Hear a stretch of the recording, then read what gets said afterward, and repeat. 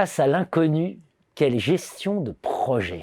À l'inconnu ou l'incertitude, on aurait pu dire aussi. Bonjour Sylvain Lanfle. Bonjour. Sylvain Lanfle, vous êtes professeur du Conservatoire national des arts et métiers, vous êtes professeur associé à l'École des mines de Paris, Mines Paris Tech, et vous êtes chercheur associé au CRG, Centre de recherche en gestion de l'École Polytechnique. Exactement. Et vous êtes un spécialiste de gestion de projet. Oui, projet innovation. De niveau international. Non, mais je le dis. Voilà. Pour vous, c'est délicat de le dire. Pour moi, beaucoup moins. Merci. Il y a un paradoxe complet quand on pense projet et innovation. Le moins qu'on puisse dire, c'est qu'aujourd'hui, on est face à l'inconnu et à l'incertitude. Alors, c'est quoi le paradoxe entre projet et innovation? Alors, le paradoxe pour moi, c'est que quand on ouvre les manuels de management de projet classiques, on va dire, le projet est présenté comme le moyen ou l'organisation ad hoc pour gérer des situations d'innovation.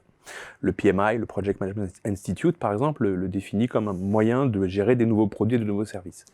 Mais quand derrière, on creuse le modèle qui gère les projets, on se rend compte qu'en fait, c'est un modèle assez rigide. C'est un modèle dans lequel on est capable d'avoir un cahier des charges au départ, d'identifier des risques, des tâches, des délais, etc. etc. Et donc, quand on sait que l'innovation est un processus au choix chaotique, incertain, itératif, etc., là, il y a à mon avis un paradoxe très fort qui n'est pas traité dans les manuels en général.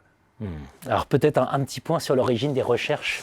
Alors oui, moi c'est cette tension entre projet standard, modèle standard et projet innovant. Moi je l'ai constaté d'abord dans mes études, dans mes travaux de terrain, où je travaillais sur des projets bizarres, des voitures connectées, de l'hydroformage, des satellites flexibles, enfin des trucs étranges pour les organisations.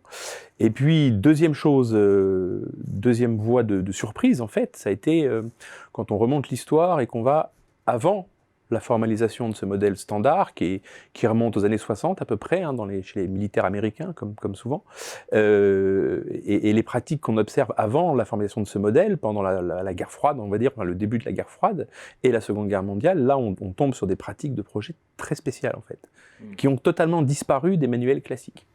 Concrètement Typiquement, moi, un projet qui a joué beaucoup dans ma pensée, c'est le projet Manhattan, donc la bombe atomique pendant la Seconde Guerre mondiale, où les incertitudes scientifiques sont absolument énormes au début du projet, et donc la stratégie qu'ils adoptent, c'est de ne pas choisir, et donc de développer en même temps plusieurs solutions techniques, ne sachant pas laquelle va être la bonne ou va permettre d'aller le plus vite possible. Et donc ce qui explique que les deux bombes atomiques en l'occurrence, sans rentrer dans les questions éthiques, hein, les deux bombes atomiques sont de conceptions totalement différentes, parce qu'ils ne savaient pas au départ quelle était la bonne technique, quelle était là où les bonnes techniques qui permettraient d'aboutir. Donc une sorte de stratégie parallèle. Exactement, c'est comme ça que c'est d'ailleurs comme ça que c'est théorisé dans les années 50, hein. Il y a des articles dans des revues académiques de très bon niveau qui expliquent pourquoi c'est judicieux en situation d'incertitude très forte d'avoir plusieurs fers au feu, on va dire, ou d'avoir plusieurs solutions techniques pour, ne sachant pas ce qui va se passer,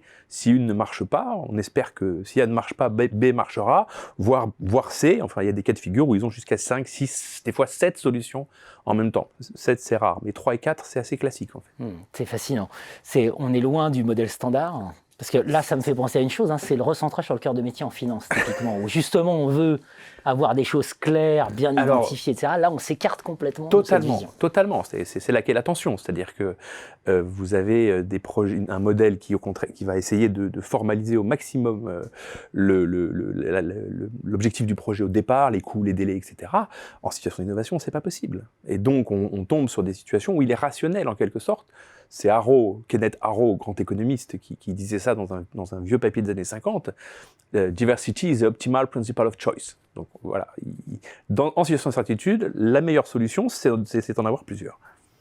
En situation d'incertitude, la meilleure solution, c'est d'en avoir plusieurs. Des limites quand même pour l'innovation de ce modèle standard, ou cette capacité à penser en stratégie parallèle. La limite du modèle standard, maintenant, c'est ça qui est un peu désespérant, c'est que les limites pour l'innovation sont maintenant très bien identifiées. C'est-à-dire que les logiques de type stage gate, on définit clairement un cahier des charges au départ, puis ensuite on progresse par étapes et par jalons successifs, il y a des travaux qui montrent très bien que ça génère ce qu'ils appellent de l'inflexibilité des projets, ça réduit leur capacité d'apprentissage, et donc ça les envoie dans le mur en fait, ça les tue, c'est ça qui est terrible, c'est-à-dire qu'on ne peut plus redéfinir l'objectif en cours de route, alors que justement, une des capacités fortes des équipes projets innovantes, c'est cette capacité à rediriger le projet en fonction de ce qu'on a appris en cours de route. Il faut une certaine plasticité cognitive. Il faut une très très grande plasticité cognitive, organisationnelle aussi, parce que ça suppose de réorganiser le projet en cours de route. Enfin, c'est vraiment à l'encontre de ce que vous disiez sur la volonté de clairement tout contrôler au départ. Merci Sylvain Lanfle. Merci beaucoup.